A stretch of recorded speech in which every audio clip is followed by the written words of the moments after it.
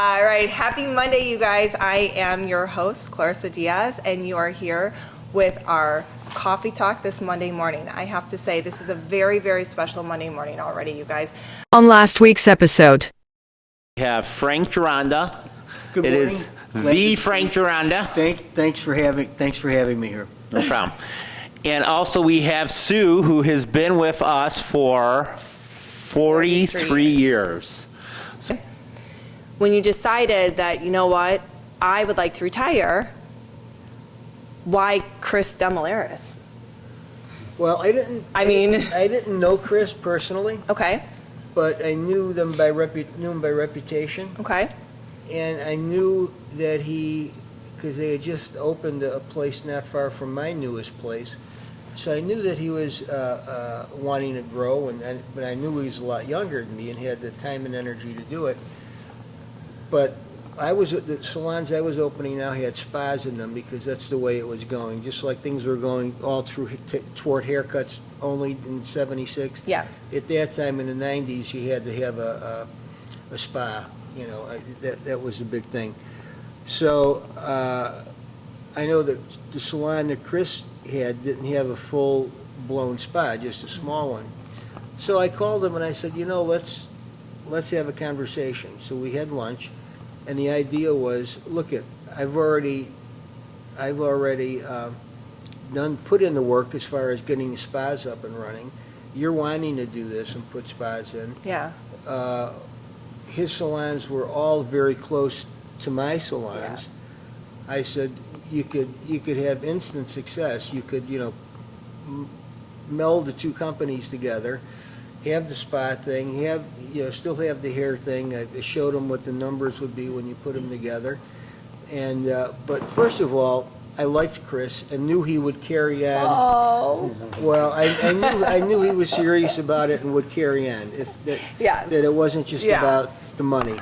So that was the first thing. He passed that test with me, and then since then I just think of Chris's family.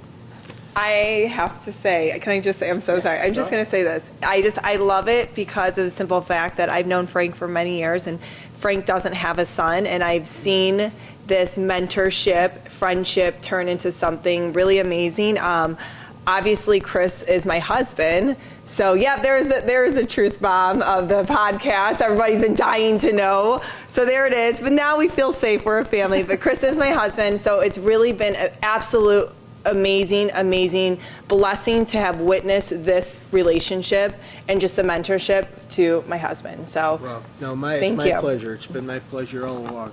I did want to say, when Frank came to me, I knew about Frank, and I used to see him at the beauty shows, and he would be across the thing. I'm like, oh, that's Frank Gironda.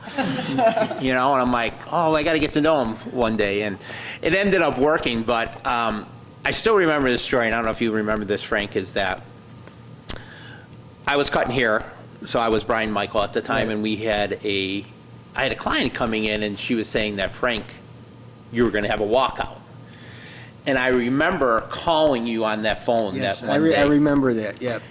And I just said to Frank, hey, we're both salon owners.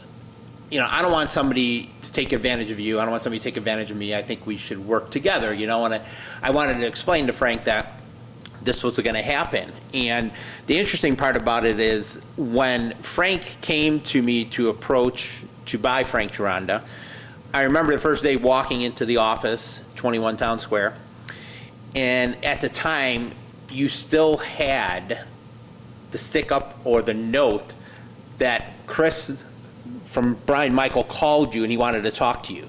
So one of the reasons you told me at that time was you saying that you called me and had the initiative to do that was one of the main reasons. Well, it was. And actually, I'm sorry I forgot that part of the story. No, I thought it was a great story. No, because I realized then what integrity you had. And I thought anybody with that much integrity would take care of the staff and the clients and everybody. So, yeah, and I was really grateful because back then in the days, if a salon owner, found out they would just be licking their chops and going, well, how can I get to hire one of these people and all their clients? And God, I feel like you that's know, still like that. yeah, and unfortunately it is. But Like I said, I appreciate everything you've done for me, Frank. You've been Thank around you. forever. I mean, I feel like partnerships, you guys are hard sometimes. But when me and Frank were doing this together, I felt like it was very easy. It was it natural. was. We've never had a bad moment. No, and I feel like if we would have started 10, 20 years older, we could have had 50 salons by now, right? Probably, yeah. But I appreciate it all. And yes, we're going to pass this on to Sue now. Yes. Microphone's getting heavy, Sue. So Sue, okay, so 43 years Yes. in the industry. So why hairdressing? I think it's something that just initially, from the time I was pretty young, I had cut quite a few of my doll's hair. So it was just, and I don't remember where I got the scissors from, but yeah, it was just something that kind of innate. And then as I got older, it was between hairdressing and nursing, and I thought, some of the ugly parts of nursing I didn't think would be so good. And yet I was always, I can remember went into a salon one time on Archery Avenue in the city, and I had my hair cut. I think that's the only time I ever went to an actual salon and had my hair cut. And I remember sitting there, and I was watching all the hairdressers do their thing, walking around, and again, it was all hair cutting at the time. So this was probably about 76, 77. And I just loved the atmosphere. And I thought, I want to be one of those women. I want to be standing What was the behind a chair. atmosphere? It was just hustling. They were talking to people. They were artistic. It just looked like fun. It just looked like a lot of fun. And so it just kind of went on from there. And then finally, I wasn't sure what I didn't make any plans when I graduated from high school. And in August, after graduation, my mother came to me and she said, what are you going to do? And I said, oh. So I looked at the application for junior college, and I thought, okay, should I fill this out? And then I thought, I think I'm going to go check out the beauty school. Yes, So I yes. checked it out, signed up, and September I started, and that was it. Wow. Where did you go to beauty school? Capri Beauty School was Oh. Archer Avenue in Yeah. Chicago. Oh, yes. Archer Narragansett. And Yes. they're not there any longer, but they still have some locations. And how long did it take you to go to school at the time? Was it still a year? Yeah, 12-month program? it was 1,500 hours as it Okay. is now. You had to finish it within 9 months, and you couldn't go out more than 3 years. And I finished in about a year because I was working part-time at the same time. And then I went and got my educator's license, so I did another 1,000 hours after that. Wow. So all of that took about a year and a half to 2 years. Okay. And then I did that. I taught for a little while, but it's just, unless you're in the industry, unless I think you're working at it, I think you miss a lot, and just working with people. And yeah, it's just kind of interesting. Why Frank Gironda Salon? This is a good story. So I was working for another company at the time, and the owner wasn't exactly up to par. Okay. And so my manager, who I was working at a different location, he also had 3 salons. And she called me one day while I was working with my boss. And she said, so, I can tell you're not really that happy. And she said, how would you like to go on an interview? So what had happened was Frank had hired a girl that used to work for them. And so I guess through the grapevine, she found out that one of his hairdressers was going on maternity leave and he needed somebody to back up. So I was like, okay. I said, I'll go in. So the night before, I drove out there to see where Naperville was because I had never been to Naperville. And I lived off of the Stevenson in California, so it was like a trek. And I got there. Next day, Frank interviewed me, did a haircut for him, and that was it. I was like, I'm done. And what was interesting, I was sharing this with Frank the other day, was when I was leaving the salon for the last time that I was quitting, my ex-boss looked at me and he said, I can tell your heart really isn't in this. And I was like, okay. Wow. Oh. Nice knowing you too. So, and anyway, I never looked back. That's it was good. awesome. You want to know what I meant by God complex? I think she just described what a God complex in a salon owner is. Yeah, for sure, for Yeah, sure. you're right. Well, he used to use his assistants as human clips. So he would part the hair, and they'd have to stand there and hold the hair while he was cutting it until he took his next section. And I'm like, Wow. Yeah, kind of demeaning. Can I ask you a question? Because as a hairdresser, from one stylist to the next, you know, I think I was really emotional, like, coming into this interview with you, just because of the simple fact that, like, I do the same thing, you know, and, like, the lives that we touch every single day doing hair and walking through this journey, and yours, all the years you've been with your clients, and I'm sure you've had the same, I mean, what was the longest client you've had thus far? I still have 43 years. I have about 5 or 6 people that I still have from 43 years. Wow. 43 years walking through life with another person for 43 years who's not a family member, who's not a friend. It's just someone that you go to every 4 to 6 weeks. And like, you see them grow, you see them go through all the ups and downs of 43 years of life is absolutely, like, that's why I always say this is the best career. The best career. Absolutely. And like, you've touched their lives. They've touched your lives. Like, that's just amazing. So dealing with people all the years, especially, you know, the last 4 years, not that it's right or wrong. I don't know if that was a tipping block to get you to retire or what. But with that being said, I mean, what have you seen? Like, what are a few things that you've actually seen? Like, what has made you so passionate all these 43 years later in this industry that keeps you going as well? I think it's education. It's a huge part. Our industry, I believe right now, compared to when I started, it's moving so fast. Everything is moving so fast. And, you know, we were just hair cutters when I started working for Frank. Did a little bit of color, but not that much.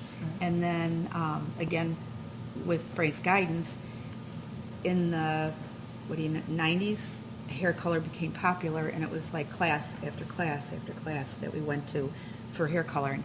And so that's why I say education is such a big part, because it keeps you motivated, it keeps you moving forward.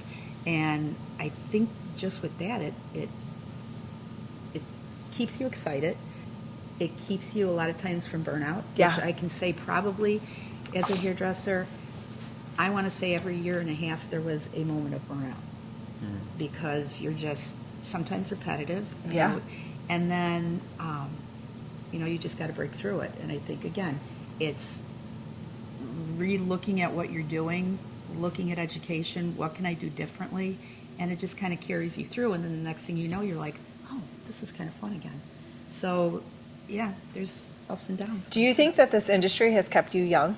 Yes. Every single working day of your life, you're looking at yourself in a mirror.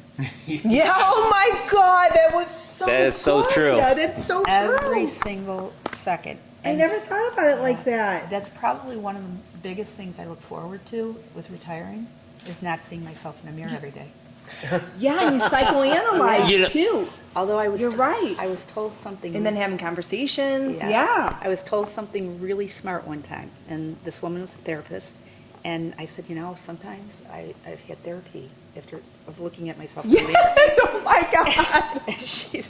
And she looked at me and she goes, but no, that's not you that you're looking at in the mirror. When you look at a mirror, you're seeing yourself with no emotion, with no smiling, you're not talking, your eyes aren't flickering because of something that you've said or you've laughed about. She said, when you are, you know, in a situation where you're communicating with someone, that's who you are, because you come alive when you look at yourself dead in the mirror. You're right. You just don't see yourself. That was deep. Yeah, That it's was pretty- deep. That was good. So then every morning, okay, I've been doing this for years. So every morning when I put my makeup on, I stand in front of the mirror, I go, and then I leave for work. So You know, it's funny, I want to add to that. And when I worked for Brian Michael, I remember him saying the same similar thing, is you're constantly in the mirror. So you're constantly looking at yourself, going, what's that? My hair, look at that. Yeah. Got a pimple? I don't know what that is. And you're constantly critiquing yourself because that's completely. all you're doing is looking in the Yes. mirror. Yeah. Yep. If So you had to look that's in the sort mirror of funny. 12 hours a day. Oh, yeah, I liked my hair when I came in this morning. I don't like it right now. Yeah. It's like, okay, got it. Right. What challenges would you say, like, to the young girls that are coming into the industry at our salons as well, or just throughout any salon? What was, like, your biggest, like, or I wouldn't say your biggest, like, but what hurdles did you feel that you most had?